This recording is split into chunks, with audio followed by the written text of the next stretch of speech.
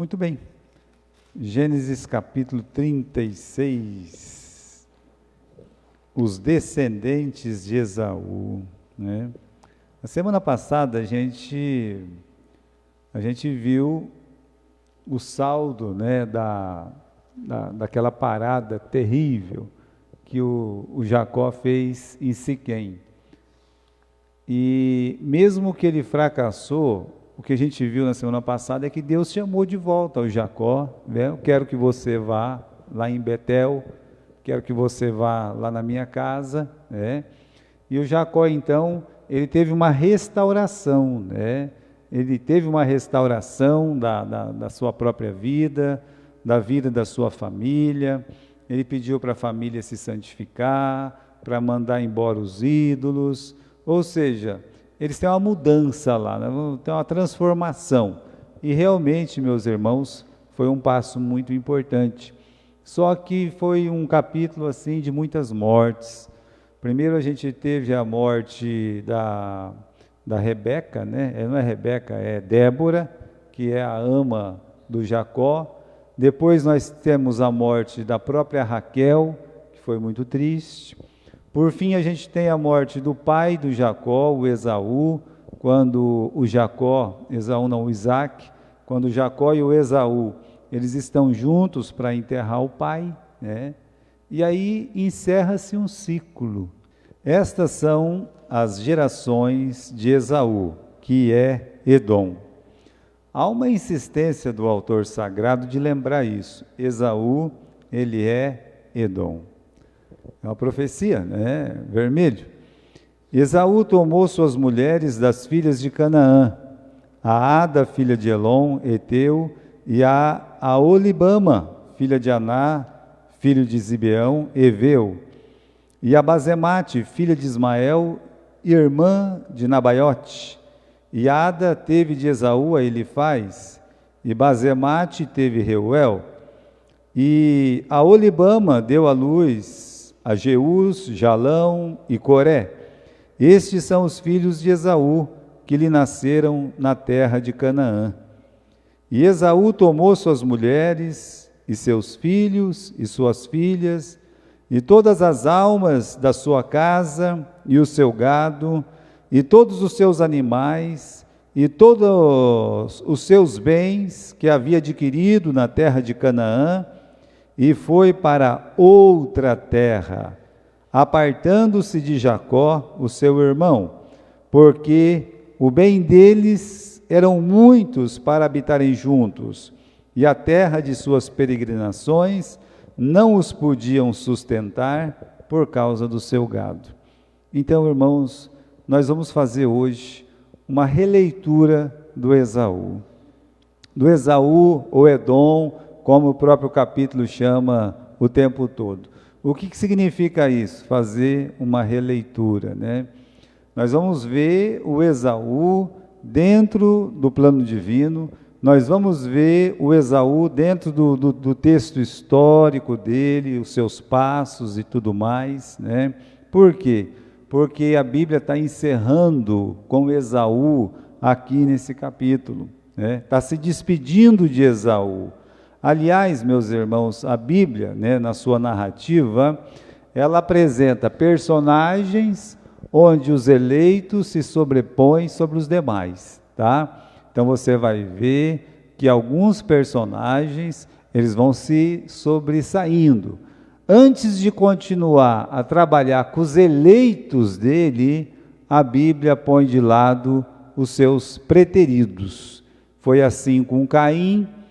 A história de Caim, no capítulo 4, praticamente se encerra, abrindo o capítulo 5, ou seja, Caim é esquecido da história, e o que realmente comanda é os descendentes de Sete, tá? Depois, com Ismael é a mesma coisa. Antes de Deus tratar com Isaac no capítulo 26, quando começa a história mesmo de Isaac, no capítulo 26, um pouquinho antes, Deus dá um time e diz assim, olha, agora eu vou falar do Ismael, e trata do Ismael, e a gente vai ver isso acontecer com Esaú, né? O Jacó, ele está sempre se saindo, desde o capítulo 28, ele realmente ele se torna o personagem principal, é que agora Deus está dizendo, olha, acabou, né? A história do Esaú, ela tem que ficar para trás, ele já foi tratado, é isso que o Espírito Santo está querendo nos dizer. Então, a despedida, meus irmãos, dos preteridos, pode-se dizer assim, mas Deus parece que foi ruim, né?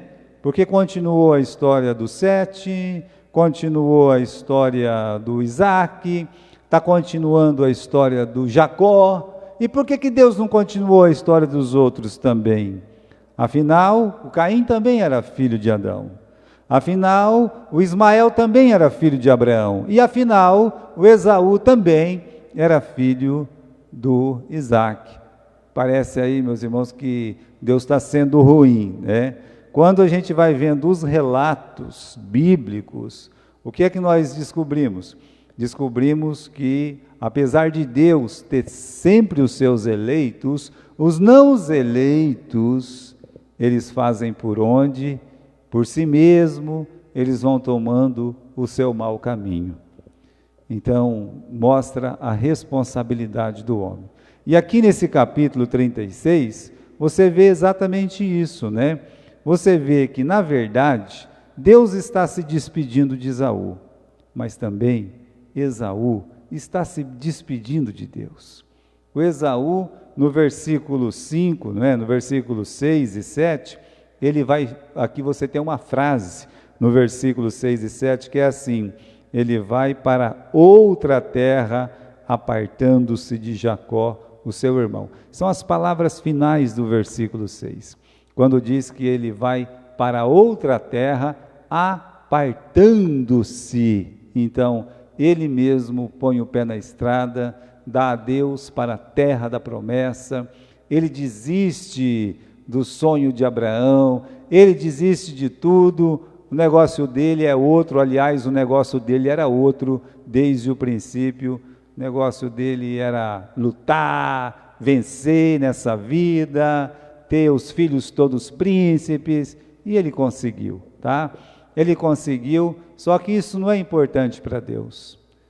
A Bíblia diz que o justo viverá pela fé. É assim, o justo sempre ele sobressai, porque ele vive pela fé. E nós temos virtudes notáveis em Esaú, que não pode ser rejeitado, né? Nem esquecido.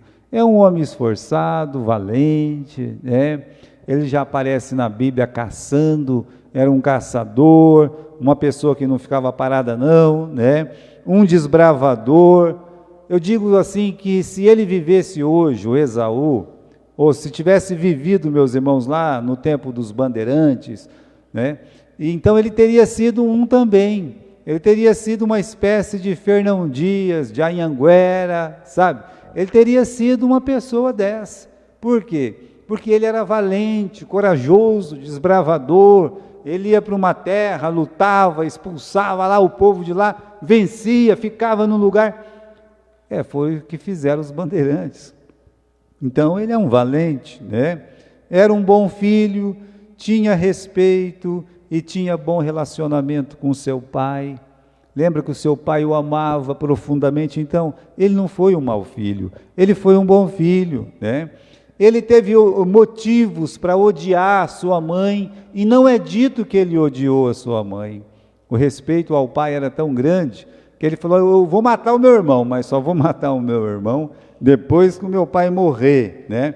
Então, veja só, filho bom ele era um bom filho.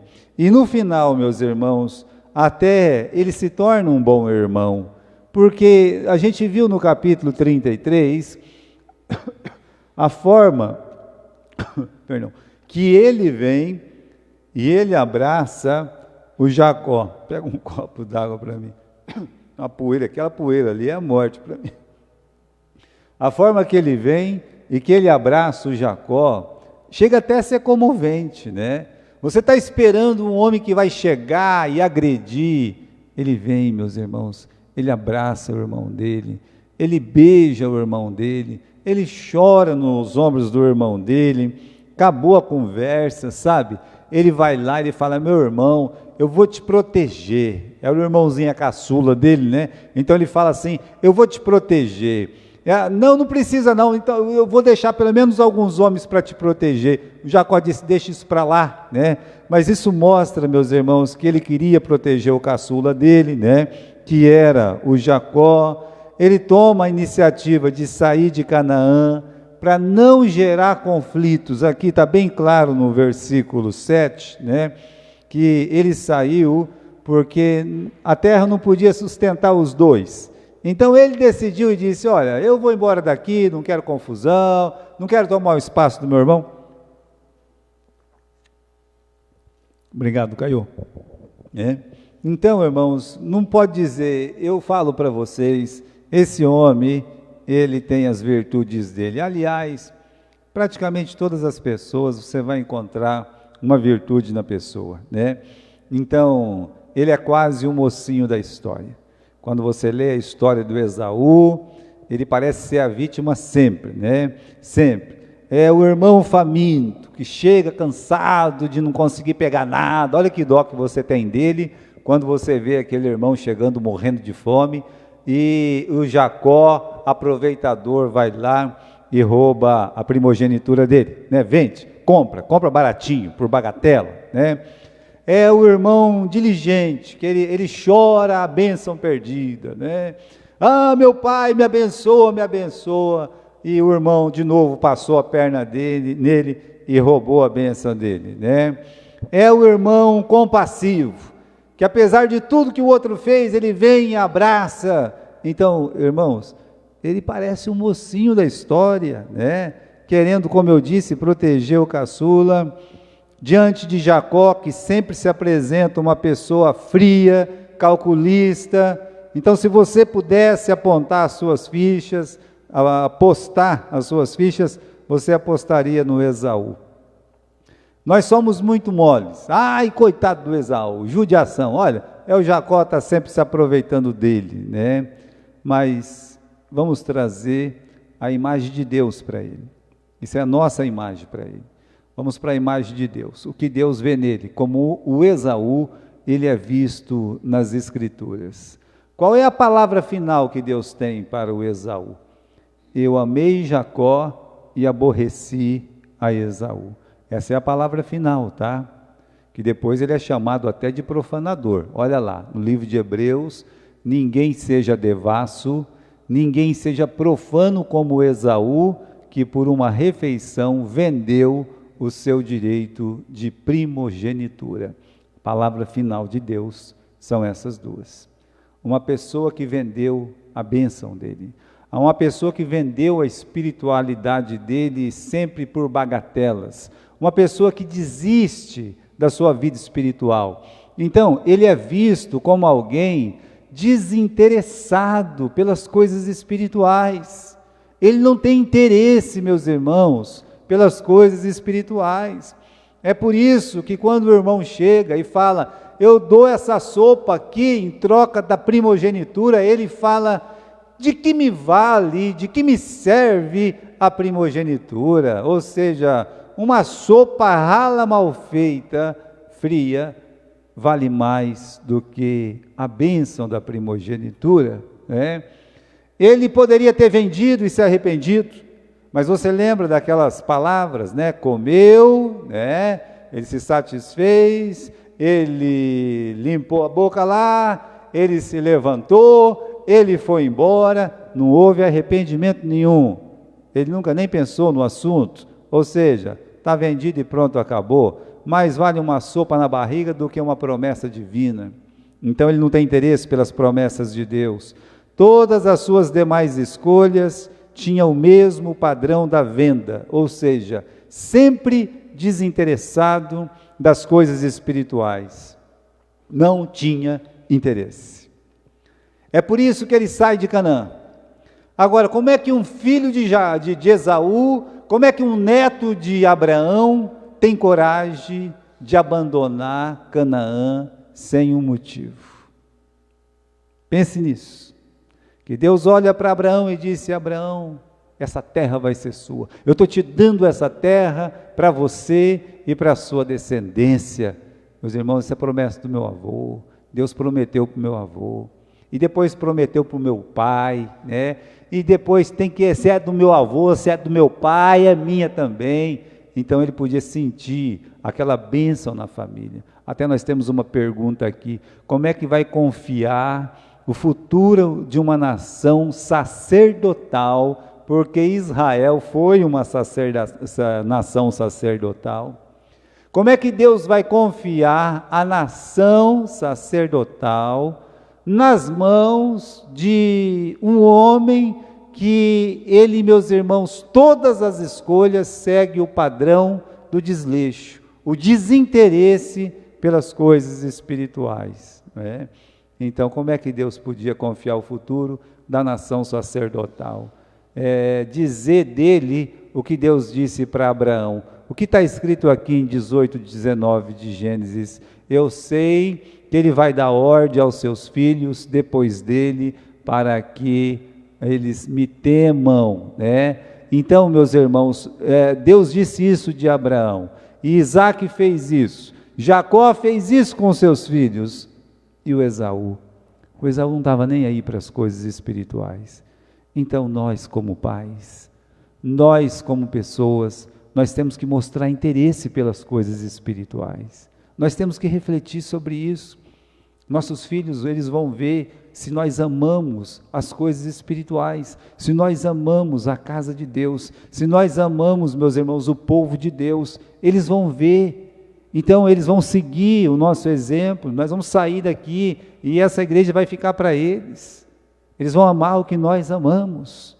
Por isso o Esaú, quando ele põe o pé na estrada, vamos ver de novo, é muito importante esse versículo 6, olha só, Esaú, ele tomou suas mulheres, tomou seus filhos e suas filhas e todas as almas da sua casa, o seu gado, os seus animais, todos os seus bens, que havia adquirido na terra de Canaã. Ele foi abençoado na terra de Canaã. Deus está dizendo, ele pegou tudo que ele tinha, pessoas, as pessoas que trabalhavam com ele, e mais todo o seu gado, toda a sua fortuna, e a Bíblia diz no final do versículo 6, que ele se foi, e foi para outra terra, apartando-se de Jacó, os seus irmãos. Como ele é visto na Bíblia, como ele é visto nas Escrituras, como alguém devasso, profano, no sentido que ele vendeu as suas bênçãos. A vida espiritual não significava nada para o Esaú. A vida e as escolhas de Esaú revela aquele homem voluptuoso, que também tinha um pouco no seu pai, e tinha um pouco no Jacó, e tem um pouco em todos nós. Que significa voluptuoso? Alguém cujas ações são determinadas pelos sentidos, a visão, o olfato, a audição, o tato, paladar. É o mau desejo que destrói a espiritualidade. Sabe aquele mau desejo quando o povo estava indo embora do Egito? A Bíblia diz no livro de Números, capítulo 11, versículo 4, que o povo teve aquele mau desejo, né? E começou a falar mal do maná, começou a falar mal da liderança e tudo mais, né? Então, eles vão seguindo, eles vê só deserto, começa a reclamar, né? Eles não vê um cheiro de cebola, começa a reclamar. Eles estão ouvindo aí, meus irmãos, que a jornada é comprida, é difícil, no mundo tereis aflições, eles desanimam, né? Eles já não podem mais pegar aquelas coisas gostosas que tinha no Egito e sentir. Então, pense bem, né? As pessoas são dominadas pelo sentido. E o Esaú era por extremo, tá? Aonde a voluptuosidade dele ficou evidente, né? Primeiro na venda de primogenitura, aqui é o grande passo errado que ele deu. Depois na escolha das esposas, no desejo de partir da terra prometida e ir para Seir, ou seja, ele está sempre buscando a coisa mais fácil, a mais bonita, ele está procurando a terra mais fértil, né? Aquilo que lhe dá mais lucro. Então ele está mostrando que ele é um homem voluptuoso. E a Bíblia, ela nos alerta sobre esse mal. Revesti-vos do Senhor Jesus Cristo e não tenhais cuidado da carne e os seus desejos. Essa é a orientação de Deus, né? Revesti-vos de Jesus Cristo, se vestir mesmo de Cristo, olhar para o que Cristo olhou, pensar o que Cristo pensava, andar nos passos de Jesus. Isso é se revestir de Jesus Cristo. E aí, meus irmãos, na continuidade aqui, só para a gente entrar nesse assunto, a escolha das esposas do Esaú revela como os sentidos dominavam essa alma, né? Nenhuma das escolhas foi espiritual. Você não vai ver nenhuma escolha espiritual. Olha, ele escolheu sempre pelos olhos e pelo olfato, nunca pela fé. A primeira esposa, a Ada e Judite é a mesma, né? Mas quer dizer beleza. Então ele foi atraído pela beleza daquela mulher, né? O Olibama, a minha tenda está nela. Olha a Bezemate, a filha de Ismael, que quer dizer fragrância ou bom cheiro, né? Depende da tradução. Ele não resistiu ao cheiro suave daquela moça e a tomou também. Então, nenhuma escolha dele foi espiritual, nenhum casamento dele foi bom. E aí, no casamento com Judite, você vê como ele era impulsivo, né? Foi a primeira mulher dele, meus irmãos. Ele não teve filhos com essa mulher que foi a Judite, né? Ela só tem nome de uma pessoa. Judite é o nome dos judeus, é o nome israelita. Difícil ter uma mulher, Ruth, Judite, tá? Então Judite só tinha nome, mas que não, meus irmãos, não servia para os planos do Senhor, né? Ele não consegue enxergar isso, ele não conseguia, enxergar isso, que ela tinha nome, mas ela não era uma cananeia. Então as escolhas dele foi sempre nesse sentido, né? Por que ele casou com essa? Porque essa era bonita. Por que ele casou com aquela outra? Porque aquela outra passava um perfume muito cheiroso. E por aí vai. A minha tenda está nela, ou seja, aquela ali era muito fácil, e por aí foi, né? Então, meus irmãos, e as consequências foram as piores. Essas mulheres de Esaú, eu acho que é no capítulo 26, né? Vamos abrir no capítulo 26, lá no versículo 30 e... deixa eu ver. Versículo 34 e 35. Sendo Esaú da idade de 40 anos, tomou por mulher a Judite, filha de Beeri, Eteu, a Bazemate, filha de Elon, Eteu. E elas foram para Isaque e Rebeca uma amargura de espírito. A Rebeca volta a reclamar desse assunto no capítulo 27, versículo 46, quando ela disse o seguinte: eu estou enfadada da minha vida por causa das filhas de Et. E se Jacó tomar mulher das filhas de Et, como estas são das filhas da terra, para que me servirá a vida? Então, irmãos, nenhuma das escolhas do Esaú foi escolha espiritual. Nós estamos falando das mulheres aqui, mas as outras escolhas dele, na vida dele, a vida, meus irmãos, de juventude não foi espiritual, para casar não foi espiritual, a vida de onde eu vou morar não foi espiritual, não tem nada espiritual. Mas não esqueça, ele é um filho de Isaque, ele é um neto de Abraão, ele deveria ter amado a terra prometida, as promessas de Deus, mas ele não amou. E os filhos dele, meus irmãos, não tem um na história bíblica que vingou, nada, né? O nome que ele deu aos seus filhos mostra uma reverência a Deus. Por exemplo, o primeiro chamava Elifaz, lá no meio tinha o Reuel, né? Olha o que quer dizer Elifaz: Deus é minha força.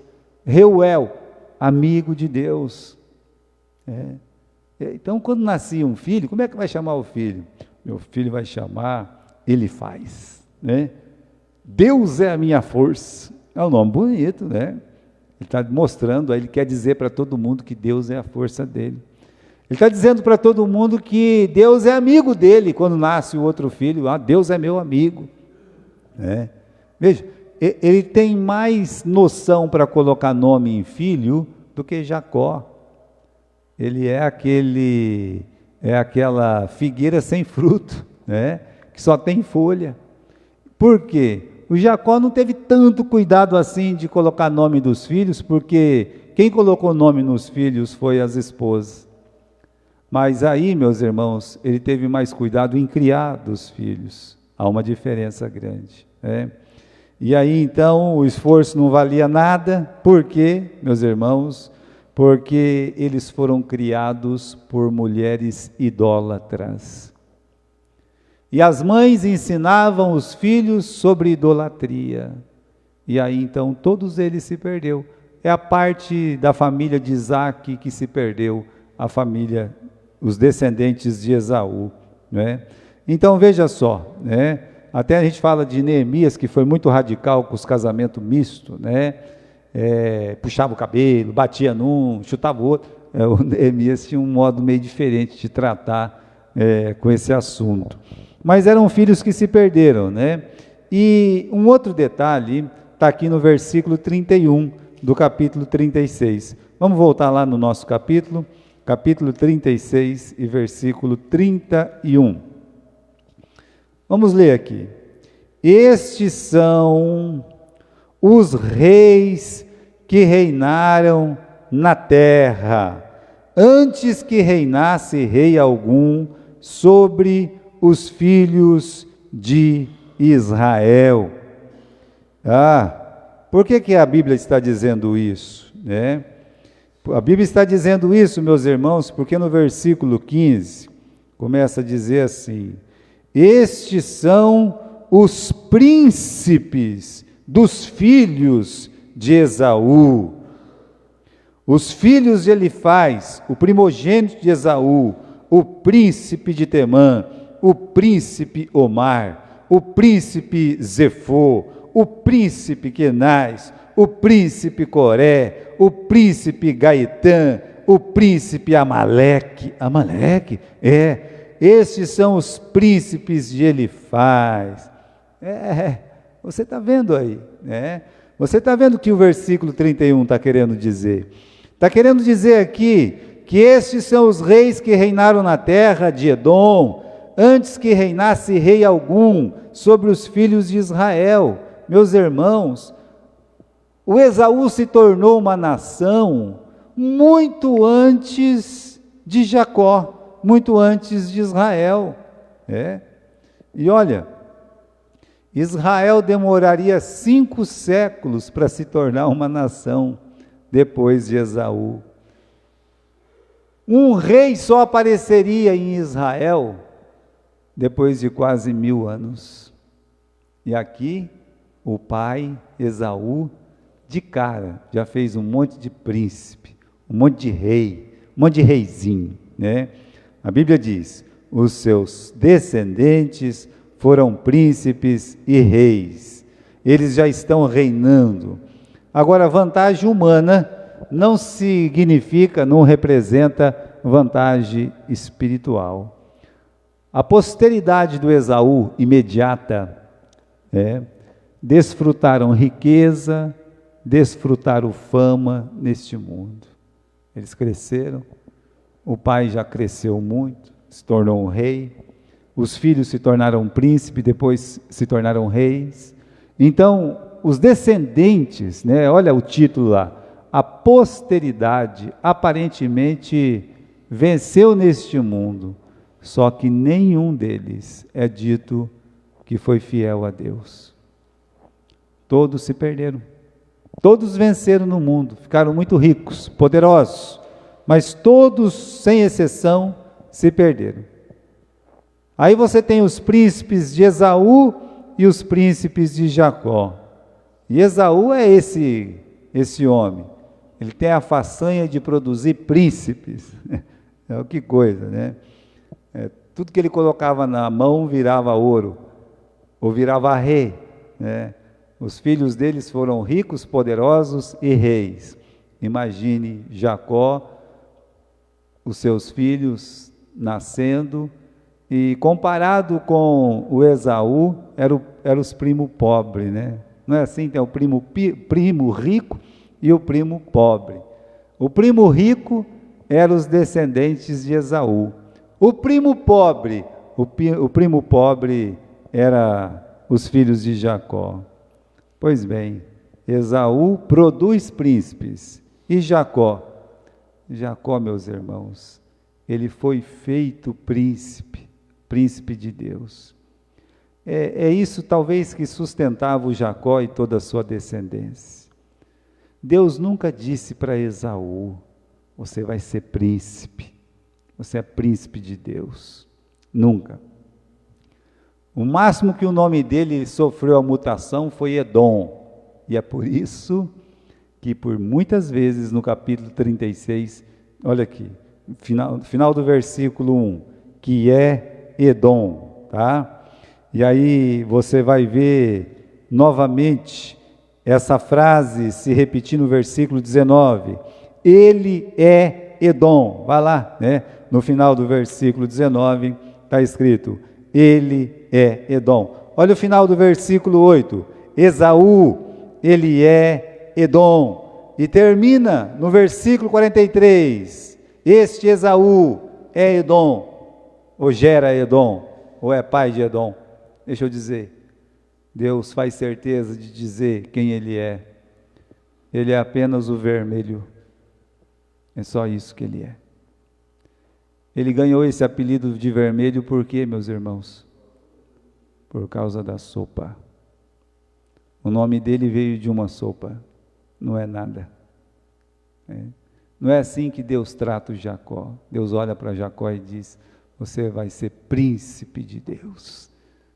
Você não vai mais se chamar Jacó, você vai se chamar Israel. E Israel significa príncipe de Deus. Olha que diferença.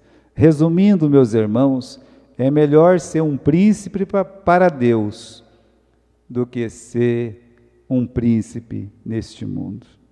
É melhor você ser um príncipe para Deus lá numa favela, ser príncipe para Deus aqui no Jardim Santa Clara, príncipe para Deus lá na Vila Real, príncipe para Deus lá, meus irmãos, lá na final da Rua Negreiros lá, né? Eles têm lá o nome lá. Eu digo uma coisa para você, somos príncipes de Deus, mesmo pobres. Quando eu mudei aqui para Marília, era só ligar o rádio e falava, na favela da Santa Clara, tinha um negócio, era minha rua, quase igual. Quer saber? Príncipe de Deus. Muita gente mora aí nos lugares abastados e são príncipes neste mundo, mas Deus nos ensina na sua palavra. É melhor ser um príncipe para Deus do que ser príncipe neste mundo. Eu quero terminar falando sobre as 6 lições espirituais que nós aprendemos com Esaú. Primeiro, que aquele desejo grande dele poderia ser contido, porque Jacó, ele conseguiu conter os desejos dele. Jacó também era voluptuoso. Jacó também, quando foi casar, ele viu a Raquel e gostou da Raquel porque ela era bonita. Então, o que tinha no irmão, tinha no outro. Só que o Jacó, ele aprendeu a conter, ele foi vencendo os seus maus desejos. Ele nunca quis melhorar, né? Esse é um princípio espiritual. Ele nunca quis melhorar. A sua história é a história de um homem carnal. Enquanto Jacó melhora, o Esaú só piora. Ele vai de mal a pior, naquele desejo de ser poderoso, de ser rico, de ser forte. Ele nunca amou a bênção abraâmica, né? Na bênção paterna ele fica com os lugares piores, é verdade, mas ele fica com algum lugar. Olha, meus irmãos, o salmista disse, é melhor eu morar na tua casa um dia do que a vida toda em outro lugar, ou 1000 dias em outro lugar. Vamos dizer, olha, o que sobrou para você é morar aqui nessa pontinha da igreja, aqui nesse lugarzinho aqui, mas eu vou estar na igreja ainda? Vai, então eu quero, né? Eu prefiro, não tem problema. Ele nunca amou a bênção abraâmica, né? Decidiu sair de Canaã, ninguém expulsou não, e ele fez isso por motivos financeiros, tá?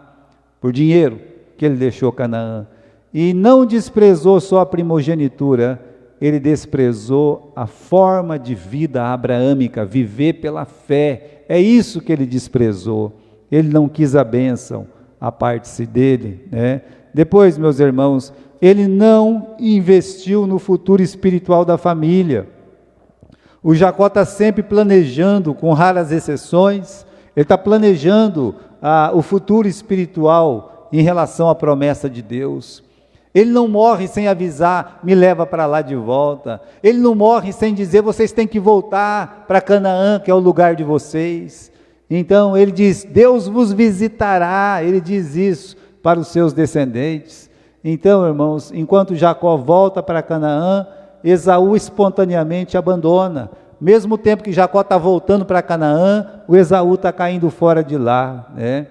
Enquanto Jacó se preocupa em manter a família unida em torno da Bíblia, Esaú se preocupa em ficar famoso neste mundo. Essa é a diferença, né? O Jacó quer os filhos unidos olhando para Deus, enquanto que o Esaú, até ele quer os filhos unidos, mas para ser poderosos neste mundo. Não está disposto a fazer sacrifícios pela continuidade da fé. Não tem lugar, então eu mudo. Mas lá não é Canaã, não interessa. Eu não estou nem aí para Canaã, não estou nem aí para a primogenitura, não estou nem aí para a bênção, não estou nem aí para nada, né? Meu negócio é ficar rico. A sua religiosidade era superficial. Era tão fácil ser Esaú, que bastava pôr um pouco de pele de cabrito e virava um Esaú, né? Olha como é que era fácil ser Esaú, é só se vestir, matar um cabritinho, se veste com o cabritinho, é o Esaú, eu sou Esaú, é mesmo, né? Ele é o crente superficial, facilmente imitável. Então, meus irmãos, qualquer um pode ser Esaú, mas ser Jacó, a pessoa tem que ter um encontro com Deus para ser um Jacó. Essa é a diferença.